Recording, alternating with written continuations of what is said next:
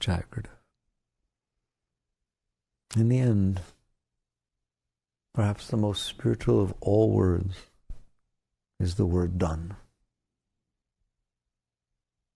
That's very deep stuff, done. When you're done, you're done. What does that mean? It cuts through everything. It is the essence of deep spirituality. Right now, to understand done, you have to understand not done. And we are not done. What does it mean you're not done? Done with what? Done with everything, anything. We're very busy. That's what we are, busy. From the moment we wake up to the moment we go to bed, if we manage to fall asleep, even in our dreams, we're very busy. Freud says the most basic dream is a wish fulfillment dream. We're very busy. We're not done. We have wishes we want to fulfill. We want things we want to experience. We have people we want to meet, lovers we want to love, finances we want to achieve. We have so much. And it keeps the mind extremely active, and it keeps the heart extremely active. How active? A normal human being, and we all are, the mind and the heart are so active that we spend the vast majority of the experience of our life experiencing mind and experiencing heart instead of experiencing life. Even when we're out here awake, we're thinking of what we want, what we don't want, what we hope, what we dream. We're looking, we're analyzing. Our consciousness, awareness of being, is inundated and saturated with thoughts and with feelings. So, because of this, we're busy. That's the right word. Busy is the opposite of done. But busy doing what? That's what's so beautiful. Nobody steps back. They're so busy. I'm late for a very important date. Right? Where are you going? Why are you running around like a maniac? Where are you going? And eventually you realize, nowhere. But I'm trying to get there. You're not going anywhere. What you're doing, if you dare to look at it, and nobody does, is it's very simple. You're not okay. Inside, you're not okay. You're not happy with the way things are. You're not satisfied, contented. There's not a sense of complete well-being inside of our being. That's for sure. Therefore, what we are busy doing all the time is trying to fix that. We're trying to achieve a state of well-being. Call it love, call it peace, call it God, I don't know what you want to call it whatever you want. You want to feel good. That's the most basic of all things. You want to feel whole, you want to feel contented, you want to feel that everything's right, you want to feel that you've reached a state that you're looking for. I don't have to define it for you. You've been looking for it your entire life. It is what's missing that keeps you running. And so what a human being does is run after this. Run after a state of well-being. The problem is where we run is outside of ourselves. We run toward achieving things. We run toward getting things. We run toward doing things. We run toward saying things. We run toward writing things. We just run. Run around like chickens with our heads cut off, trying to find what needs to be a certain way outside, people, places, and things, in order for us to be okay, in order for there to be a state of contentment. We don't ever think of it that rationally, because if you did, you wouldn't do 99% of the things you're doing. Because if somebody asked you, how exactly is that going to create a good state of well-being, you'd look at them like, I don't know, but I don't have time to talk about it. I never thought about it. What are you doing? This is what I need to get. I need a boat. How exactly is a boat, yacht thing, going to make you have a state of well-being inside of yourself? Well, I don't know. I saw in a movie it did to somebody. Well, I always thought it would. I always dreamt that it would. And then we just run around. I was traveling to different places. People want to see the planet and go to mountains and go to ashrams and just we want to do things. Why? Because we're not okay. And that's the honest answer. That's why you want to do things. Because you're not okay. I'll prove it to you. I will put you in the presence of someone that you are so in love with. I mean, so absolutely, totally in love with. That to be in their presence, you almost lose consciousness. Your heart goes blown so far open that all this love starts saturating and inundating you. You go into a state of ecstasy. Did you want to go to Hawaii? You want to come down and go to Hawaii? You want to go to an ashram? And go to meet a guru? What do you want to do? A being in that state didn't even hear you ask the question. And if they did, they say, leave me alone. I finally have achieved what I'm looking for. There's this beauty of, oh my God, leave me alone. So, but that's not what we're doing. We are looking outside for that which is inside. It's the most amazing thing. So that's what it means to not be done. Not taking anything away. You just have to be willing to talk about it. You're not done when you're not okay, and you're trying to be okay. And then the question becomes, how do you try to be okay? I could give you a list. You give me a list. I need more money. I need a bigger house. I need to lose some weight. I need to look younger. I need to not age. I don't want to get gray hairs and so on. I need to find someone really special. I need these things to be a certain way in order for me to be okay. Very good. You've decided that. And now you're going to be very, very busy for the rest of your life. Trying to decide, there's two things you're trying to decide at all times. One, what will make me okay?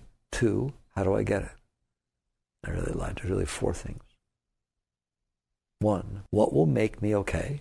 How will I get it? Two, what will make me not okay? How do I avoid it? Those four things, if you would dare to look at them, make up your entire thought patterns and the entire direction of your life at all times. You're always trying to figure out, what do I need and how do I get it? What do I need to avoid and how do I avoid it? All right? There you go. So that's what it means to not be done. What kind of life does that lead to if that's what you're doing? And it is what you're doing.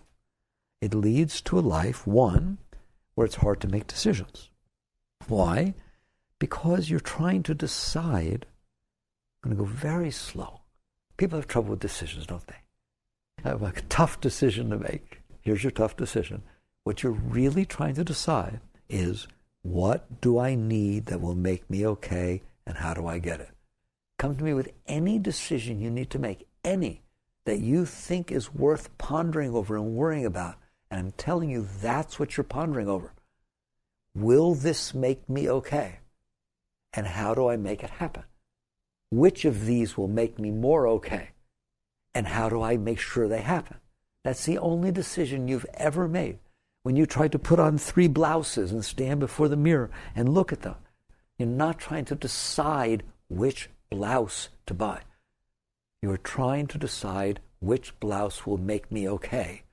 You don't care about the blouse. You care about being okay. And somehow your mind, as brilliant as it is, has figured out a relationship between you being okay and that piece of cloth that's hanging on your body, hasn't it? I don't know. Whatever your mind said, your mind says a different thing than her mind. That's why you wear different clothes. Everybody's mind makes up a different story about what will make them okay and a different story about how to get it. So a spiritual being looks at this and realizes, that is what I've been doing my whole life. Every minute since I was a child is trying to decide what will make me okay and trying to get it, deciding what I don't want and trying to make it not happen. And yet I've never, ever, ever reached a state of total well-being that has lasted any length of time I'd like to discuss. And so I like to look at you and just say, at what point do you understand it doesn't work? At what point of your whole life doing the same thing, because you are doing the same thing every minute. You just change what it is you think will make you okay. Do you understand that? It used to be Barbie, it used to be a toy, and now it's a this or a car. It just changes what your mind says will make you okay. And it changes how you go about getting it. But you get to a point eventually where you just look at it and you say, I don't understand. I've been doing this my whole life, and I'm not okay. How do you know you're not okay? I'm still doing it. That's how you know you're not okay. Because every moment, if you watch your mind, it is trying to figure out what will make you happier. What should you eat? What should you buy? What should you wear? Where should you go on your vacation? Why are you doing all those things? Because you think they will make you okay. If you have more money, you'll be okay. If you find somebody, you'll be okay. If you get divorced and marry somebody else, you'll be okay. If you have another child, you'll be okay. It's just deciding what will make me okay, and then it's trying to decide what to do about it. And you just get to a point eventually where you realize, well, there's nothing wrong with that, nothing, except for one thing, one little thing. It doesn't work. It's never made me okay. Why am I doing this? Why am I continuing to do this if it doesn't work? And I know it doesn't work because I'm not in the state I want to be in, and I've only had it for billions of a second. Very few people have ever been contented, totally contented, where the mind was not telling them they needed something or didn't need something, or that they were afraid of something or wanted something for any period of time. Do you understand that? How long have you been in that state where your mind, this is how you can tell you're in the state. Your mind has stopped talking. How often does your mind stop talking? There you go. Right? How do I know that? Because if you watch what it's talking about what do I want and how do I get it? What do I not want and how do I avoid it? I used to ask people a little bit. So your mind perhaps thinks more about what do I want and how do I get it? And right next to your friend, her mind thinks more about what do I not want and how do I avoid it? Really, they literally are more that way or another. There's no difference. They're both completely discontented, driving you crazy. But there are that, and at different times of your life, you've had one more than the other. But in general, you have both, and they go on continuously. And some people ask me, I write about the voice all the time in there, why does it talk so much? That's why. It talks that much because you went to the voice and said, oh, mind, brilliant, genius, oh, great computer, I'm not okay. What needs to happen for me to be okay? You don't realize that, but you did. You hired your mind to think for you. And so your mind is now busy constantly. I wish you would just watch it for a day. It's just constantly trying to figure out whether things are the way you want them to be or not the way you want them to be, or what could hurt you, or what could make you better, and how to get it, and what to do, and should you have said this, and you shouldn't have said this. Why? Ever walk away from a conversation and worry about what you said? Why would you do that? Because the purpose of the conversation was to be okay. And you're concerned that you said something that didn't work for the purpose. Maybe you said something the person doesn't respect you. Maybe you said something the person doesn't like you anymore. Maybe you said something you won't get the love that you need. All of it is founded upon what I'm talking about. That you are not okay, you are trying to be okay, and you have hired your mind in order to figure out how to do that. And your mind is constantly telling you what to do. It's a burden. It's a tremendous burden to carry. And you're going to carry it your entire life unless you do something. Your parents still carry it. Your grandparents still carry it. They just carry it about something else. If you end up in assisted living, you'll do things about that. You'll just do it about wherever you are, unless you do something about this. And so spirituality, we're moving toward done. That's what not done looks like. And now we know what we're not done with. We're not done with not being okay and trying to do something about it. Whew. God, that's very simple. That's the root. I'm not okay. Like if somebody asked you, what'd you do today? Try to be okay. You know what you did today? Try to be okay. Did you brush your hair? Why? You know why, right? Did you dress a certain way? Drive a certain way? Did you try to get to work on time? Beep your rush and then worry about the train stopping you so you'll be late. Why? Because I'm trying to be okay. And so I need things to happen that will help me be okay, and I need things not to happen that will keep me from being okay. And I'm in here like, always pushing, always willing, always fighting, always struggling to try to be okay. And when I say try to be okay, it means either some positive thing or avoid the negative thing. Either way, up the scale. I'm trying to go away from negative and trying to go toward positive. In essence, more positive. Lower negative is more positive. Now, do you admit that's what you're doing all day? Right? Who is willing to look at that? And if somebody said to you, what'd you do today? I tried to be okay. What'd you do last week? I tried to be okay. Now, if I ask you how, that's a different story. Oh, I went on vacation. Oh, I tried to work at night to get more money. Oh, I rebalanced my books. Oh, I refinanced the house. Why? Every single thing. I worked out more at the gym. Why? Everything is to try to be okay. What'd you do this year? That's what I did. I just tried different ways. So that's what it means to not be done. I'm having a very deep talk with you because this is what we do unless we wake up. That's what it means to not be done. I am not done not being okay and trying to be okay. I am not done with the state of not being okay and using my mind and the world and the circumstances around me to try to be okay. This is the great breakthrough. This is the great difference. Krishna said in the Gita, of many men who strive, and some reach very high, they're all good men, maybe one comes to know me as I really am. This is why. This is why. Because if all you're going to do is change what you think will make you okay, or change how to go about getting it or avoiding it, you're still playing the same game. And that's what people don't see. And as long as you're doing that, you will suffer. And that's what Buddha taught you. That's what desire is. That's the root of desire. I'm not okay, so I need things that will make me be okay. He's talking about the whole act of suffering, the act of carrying a burden, the act of not being okay deep inside. So if you're not okay, then there is this need to be okay. And that need creates your desires. That's what your desire is. What is desire? In the truest sense, desire is the energy that gets created when you're attempting to be okay. Desire is an energy inside of you, isn't it? You feel it. It's power, isn't it? A force. It's just like a vacuum creates a force, because it's not natural. So if you have a vacuum, the forces around it, the energy, the world around it, are going to try and rush into that vacuum. So the vacuum creates force. You inside, if you are not whole, there's a vacuum, there's a lacking. That is not natural. Therefore, it creates the antithesis of itself. It creates that which will attempt to solve itself. And that force that is trying to fill and make up for the lacking inside is desire. So it's what it is. The force that attempts to fill the void, that attempts to fill the lacking. And I don't care how the desire comes out. I mean, yeah, of course, from a social point of view, I do. But from a deep spiritual point of view, seeing it one way, seeing it another. You know, the fact that it's there, it's going to do something. And so now you carry this burden of need, the burden of desire, the burden of, the Bible talks about the fall from the garden, the burden of working by the sweat of your brow to try to be okay. That's how you should look at it.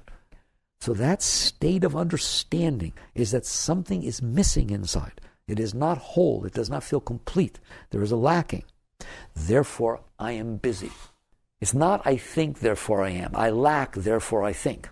I'm lacking inside. And so it creates all this noise. It creates all this, how do I not be lacking? Look what you do. You don't feel love. If I could measure what that does to you, how many thoughts you're going to have, how many feelings you're going to have, how many relationships you're going to get in, like how many things are going to happen because inside of you there is this sense of lacking. Some people don't feel it. They want to have careers. They don't want to have relationships. Don't think that it's natural. It just comes out different ways. I don't feel whole. I don't feel that people respect me. And I'm not comfortable with that. Not everybody feels that way.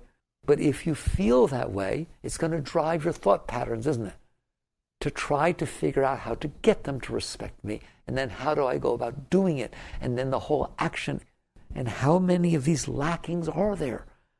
So it is because in the deepest inner state, we are not okay, that it creates this drive, this urge, this impulse, this desire to be okay. You don't have that when you are okay. You only have that when you're not okay. And so now it drives your entire life. It is everything you're doing, everything you're thinking, and so on. We are busy doing. This is the deepest talk you'd ever had. The Gita talks about doing and not doing and being. This deep sense of non-doership. What does that mean? This is where it starts. If you want to understand non-doership, which is very, very deep, and in fact, it's what done is, all right? We're going to always go back to done. So non-doership is not an act of renouncing what you're not supposed to be doing. That's doing. Renouncing is doing. Not doing is doing, and doing is doing. They're the same. You're not done. You're not done. You're either busy doing or busy not doing. That is not what non-doership is. In the deepest sense, there is a state in which you are no longer playing this game at all. How does one go deeper? Until you reach the point, and there's only one point you have to reach, until you reach the point of seeing that doing is not going to get it done.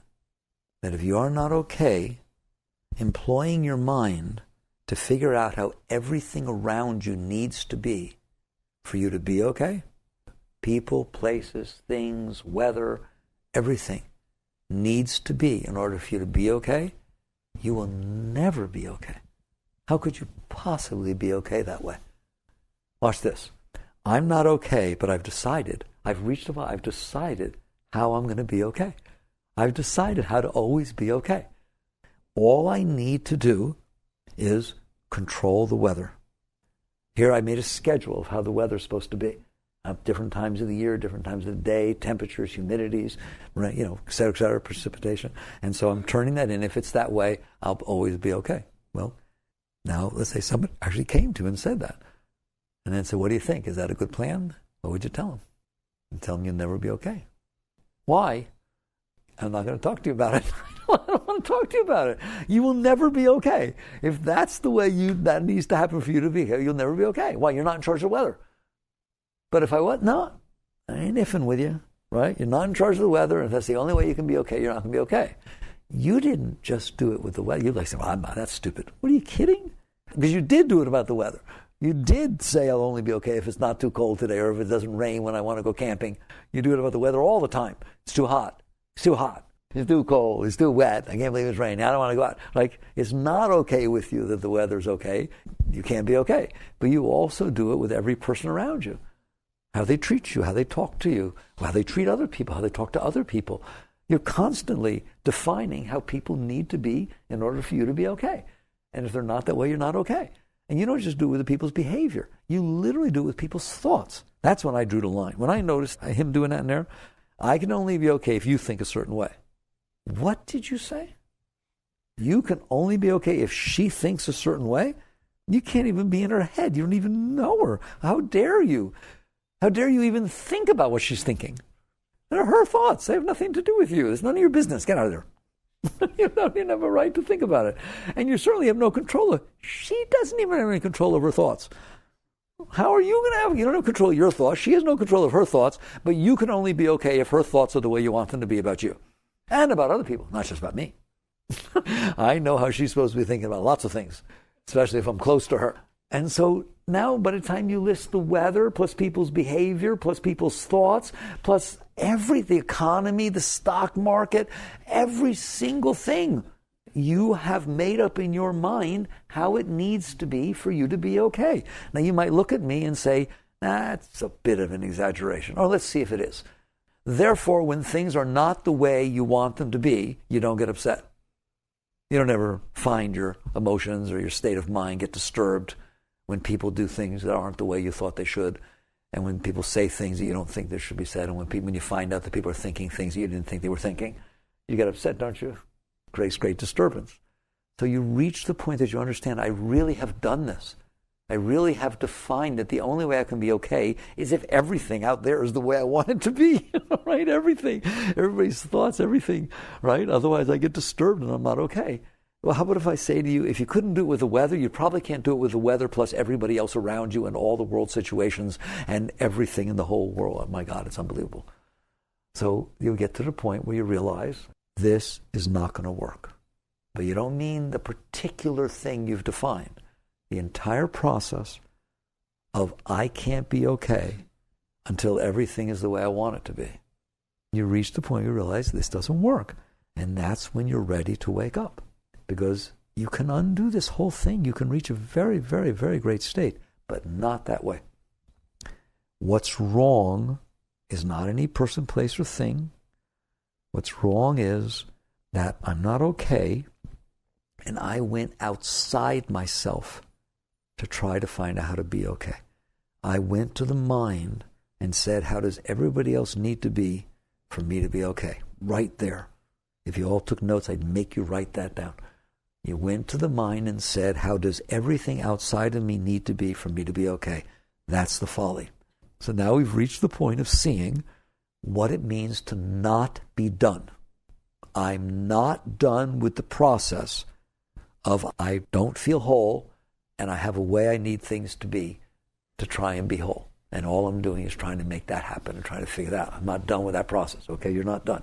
Now let's talk about done. Whew. Done is serious stuff. Done means I am not going to give up on trying to feel whole. Spirit loves spirit. That is the most intuitive, deep sense of your whole being. I want to be okay. There is a deep, deep-seated inner drive to to want to be okay, to want to feel whole, to want to have no problems. They just want to feel complete, light, beautiful, all right? So the way you've been trying to do it, I told you, is to go to the mind and say, oh, mind, how do I be okay? I asked you once before, what does the mind know? It only knows what came in through your senses. It's a computer, and the input that came in are the experiences you've had.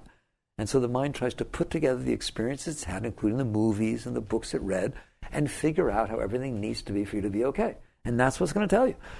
That's it. And then you're going to run around like a chicken with your head cut off. All right? The alternative is as follows. All right? The alternative is extremely deep. It is, okay, I'm not okay in here. Why? Wow. That was a very different question. Before it was, I'm not okay in here. What do I do about it? See the difference? What do I do about it drives you outside. Why drives you inside. If you don't know why you're not okay, then you have no business asking, what do I do about it? You can't know what to do until you see what's wrong. So a spiritual being, a deeply spiritual being, the one who has seen that this entire process of what do I do about it just leads them into oblivion of neurosis and worry and tension and struggling and fighting and burden, reach the point that the next time they don't feel okay inside, they're okay with that for a moment. They're okay realizing, this is the root. The Buddhists say, go to the root. The root is I'm not okay, isn't it? Isn't that the cause of the whole thing? I already told you what it'd be like if you were okay. You'd be okay, wouldn't you? Wherever you were, it'd be fun. It'd be great. I love you so much that no matter where we go, I'm having fun. Where do you want to eat? I don't care as long as you're there. If I'm okay, aren't I? All right, how was the food? It was terrible. We both puked. It was so we did it together, though. You don't care. If you're okay, you don't care. Oh, I love it. If you're okay, you're okay. If you're not okay, you're not okay. So that's where we're going to work. That's where a spiritual being works. So when they feel the not okay, they're actually comfortable with that. Why? That's the root. This is what used to drive my life. Now I'm watching it. I'm aware of it. I'm not freaking out to try and do something about it. I'm remaining conscious and centered so that I can see why I'm not okay. I'm telling you, the crux is, when you are not okay, are you asking why? Or are you asking, what do I do about it? So you just undercut all this, and you see it, and you'll be willing to sit with it, and that's what it takes. That's the price. If you're going to be done with it, you have to be willing to face it. You have to be willing to sit with it. You have to be willing to be aware of it, not run away from it by trying to find things that keep you away from it. So a spiritual being looks at the part of their being when it moves. You don't have to look for it. Don't worry, it comes up to you. That's not okay. And you see it. And you are comfortable with that. You relax in the presence of that. And I told you there's a question that one asks. Why are you not okay? You have a child, a little child, comes home from school, crying, throwing a tantrum, terribly upset. Which parent is a better parent? One, the minute the child comes home and they see the state the child's in, they just get in the car and they go rushing out to the school to figure out who did what's going on out here, how do I... Without anything, the other parent goes to the child, holds him, comforts him to try to find out what is wrong and how can I help you. Which is a better tactic? That's what you need to do with yourself. You're not okay. There's a part that's not okay. It's deep inside and then it's scared. It's not whole. It doesn't feel comfortable. It's not okay. A conscious being learns to hold that part, to sit with that part, to be with that part, so that it can see what's wrong. not the minute they feel something wrong, go running outside to see what to do about it. You see that? Because the one who's out there running around like a maniac, trying to do something about it when they don't even know what's wrong. I just spent my hour on that. You get so lost out there that you don't even know what you're doing. You don't even know why you're doing it, right? So instead, you come in here and you see it. All right. If you were able to sit with you and you were to ask, why are you not okay? Why am I not okay? You might hear some deep things, I'm lonely. I'm very insecure. I don't feel good about myself. Before I didn't feel good about myself, so I tried to make you feel good about me. I tried to dress a certain way so you look interested in me, try to impress you, so that would make me feel good about myself. It's not going to happen. I'm not going to do anything. So you eventually get to the point where you're in here, you're feeling this, you sit with it, and you ask the deepest of all questions. Why? Why is it like this? And if you will watch, you will see the greatest realization that could exist. You'll see there's not light in here. It's dark. There's hollow spots. There's lacking. When I'm feeling better, it's not lacking. I feel energy. I feel upliftment flowing inside of me. Like literally my heart is lifted up and I feel energy coming through my heart versus my heart is down and I just feel a rock, coldness there. So being okay, you will start to see, I'm going to do it very quickly now, you will start to see that being okay means there's energy in there. I feel insecure unless there's this strength flowing inside of me. Then I can go up and give a talk and I feel stronger. I can be in the presence of you and say things that I want and not be afraid of what you say back. But when I feel this hollowness inside and darkness and lacking inside, then I don't want to say anything. I'm scared to say anything.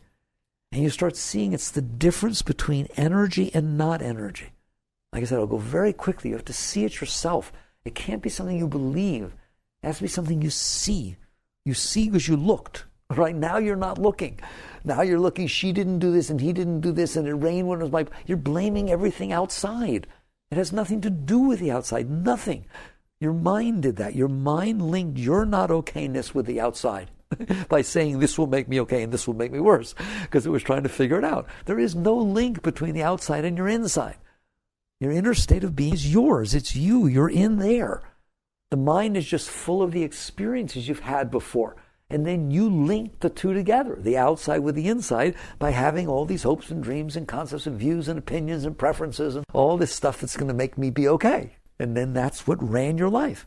So you come back to the core, you come back to the center, and you will see it is a matter of energy and not energy. When I am experiencing uplifting energy inside of me, I am okay. When I'm experiencing a little bit of energy, I'm a little bit okay. When I'm feeling a lot of energy, I'm totally okay. When there's so much energy that I can't even be in there, it blows me away. It literally blows me away, blows me out. I am blown away. It was the highest experience I ever had in my life.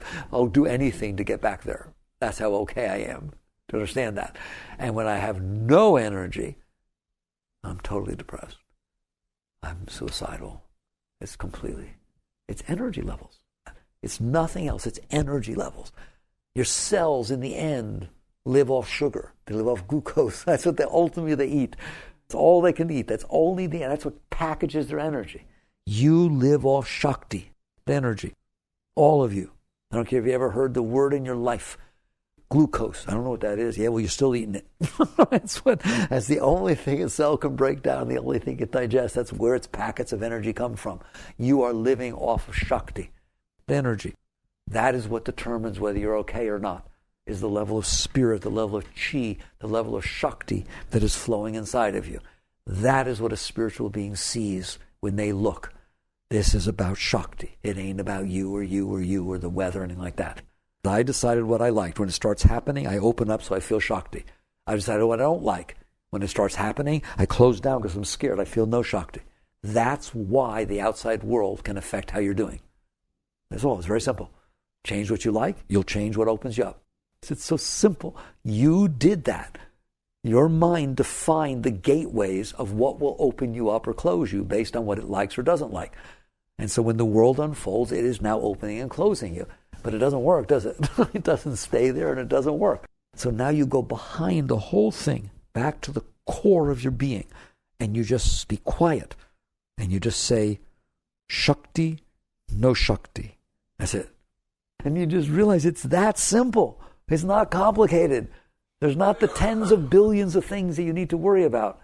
It's just either Shakti or no Shakti. If I have Shakti, I'm fine. So now I have to see why Shakti, why no Shakti. I've been through this with you. This is where a conscious being lives. They are in here watching this all day, seeing how the world, the dance of the world, affects the dance of the Shakti inside.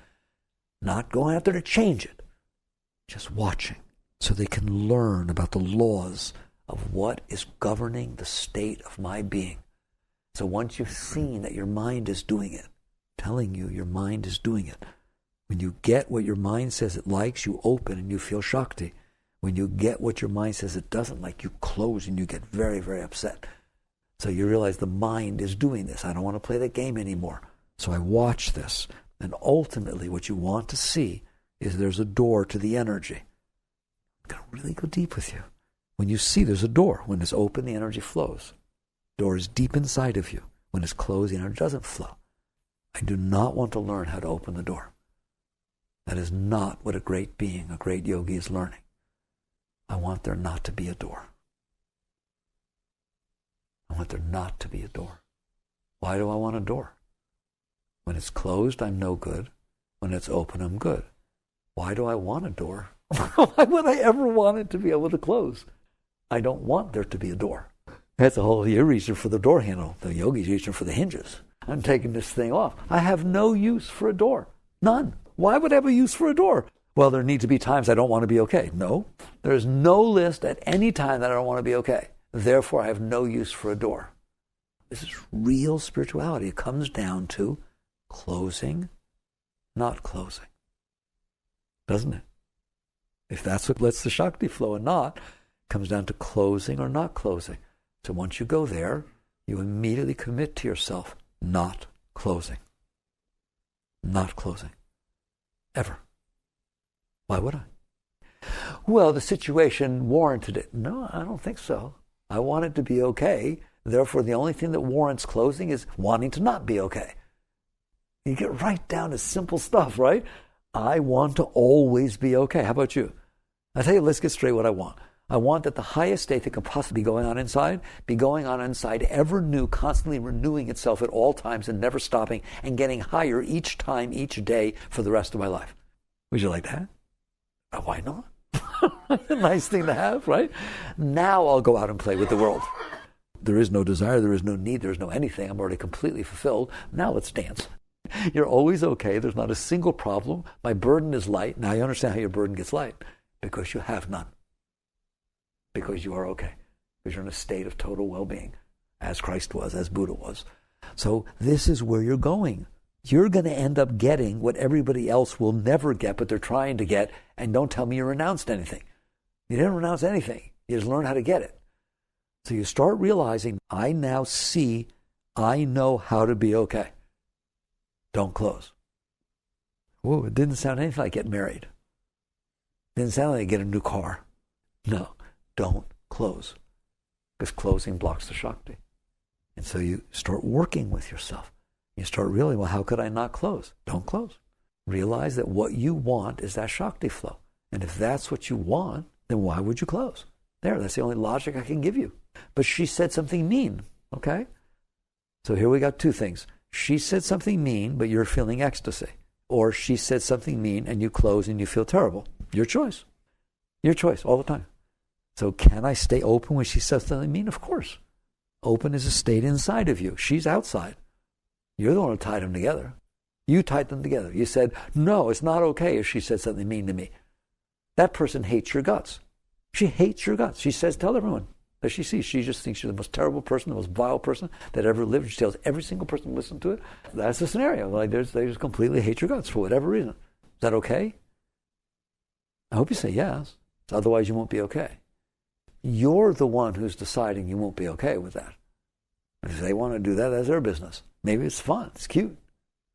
It's fun that people hate you. Here's the list of all the people who hate me. It's like, it's whatever you want. There's no law that says it has to close you, is there? Where's the law? Show me. Your mind said it.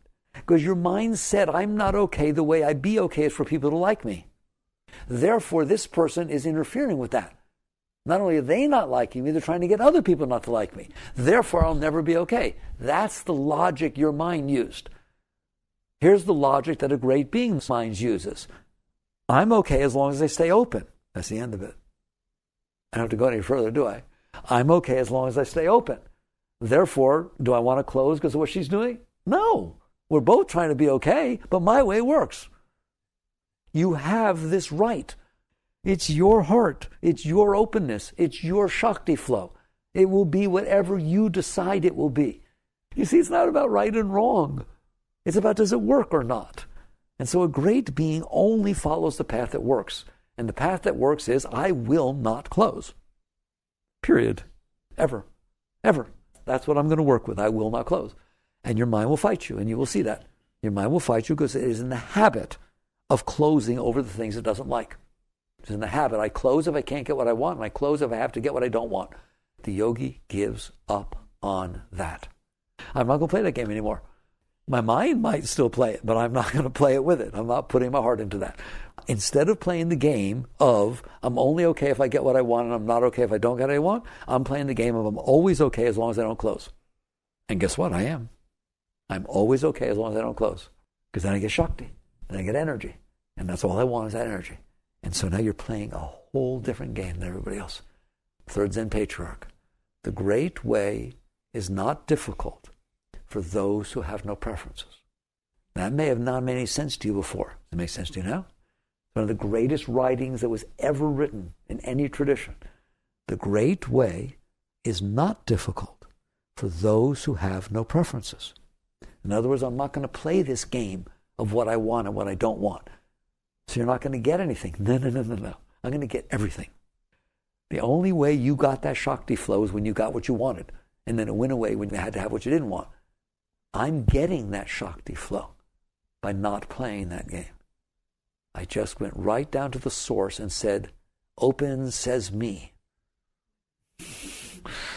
And don't close. And now I have to go through this process of unlearning what I learned. You know what I learned? How to close. That is what you learn. I'm going to close if things are not the way I want, and I'm going to close if things are the way I don't want. That's what you do. You have to unlearn that. How? It's your business. Work with it. Techniques. Ultimately, you will see the process start. Don't do it. It'll start to complain that something's not the way you want. I'll never be happy. He's doing this. He's going out with somebody else. Oh my God. Right? There you go. You just very quietly say, I'll never be happy if I listen to you. That's the size of that. Because I can't control everybody else. I can't do everything, right? So I ain't going to be happy if I listen to you, so I ain't listening to you. He'll throw a tantrum. And you try not to close. And ultimately, I've taught you the highest technique. You're in there. You see the part of your being that's not okay, and you respect that. This is what's been running my life. This is what's been underneath everything. Wow, look at it. How powerful it is. How strong it is. That's the attitude of the self looking at that. Now you will see that circumstances in your life stimulate your old patterns of this is how I need it to be okay. That's how I need it not to be, or I'm going to be worse. You see these patterns. I'm not going with those patterns. How? Relax. That's what it boils down to. When it's all said and done, you see it and you relax behind it. You just relax. Well, how can I relax if I'm not getting what I want? Because you don't believe that getting what you want is what you really want. There's something deeper going on, which is I want to take the door off its hinges. I don't want you controlling my door by how you dress and who you talk. Do you understand that? I don't want a door. Now I'll deal with you with great love, great joy. Do whatever you want because I love you anyway. You understand that? I don't need you to be okay. Doesn't mean I don't share my life with you. Do you see the difference? I'm fine. So net result is You come in here and you relax in the face of this process. You just keep relaxing. Just keep relaxing. And what you will do is find yourself in the presence of the door, and you'll see it opening and closing. And you now relax. When it's open, you relax. When it's closed, you relax. And by not going with the process, that door will fade away. And you will start to feel all this energy come up inside of you for no reason. A bird will take off. You'll get rushes of energy. Your breeze will blow across your face. You'll get rushes of energy. You'll see something so beautiful, a rush of energy. You'll see an ugly fruit in the supermarket, and it's so ugly, and you'll get rushes of energy. Everything. Why? Because you're starting to be an open being. It doesn't require how you want it to be. There's a mean person. There's a nice person. Wow. Far out. Just anything. Somebody says hello to you. Somebody doesn't say hello to you. Your mind says something nice. Your mind says something mean. Your mind likes something. Your mind doesn't like something. They're just things in the universe, all of which blow you away. Now you're done. Got you there, didn't I?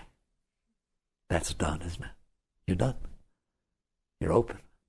Nothing, even your own mind can't close you. Your heart starts to hurt because of what somebody did. It's a beautiful thing that you have a heart. And even the human heart is so sensitive. And you just see it and you feel compassion for it. You feel love for it. And everything that happens pushes you back into Shakti, into that state of ecstasy, into a state of joy. And there's nothing to worry about because everything blows you away. What's the difference? And even your own thoughts can't bother you. If your thought says something terrible, oh my God, I can't live without this. You look at it and you feel, I used to listen to you. Wow, look at you. And now you just come and go. You're beautiful. Everything's beautiful and everything throws you into Shakti. Now what is there for you to do? Nothing. Because all of doership was about trying to be okay. Now you are okay. You are okay. That's where I want you.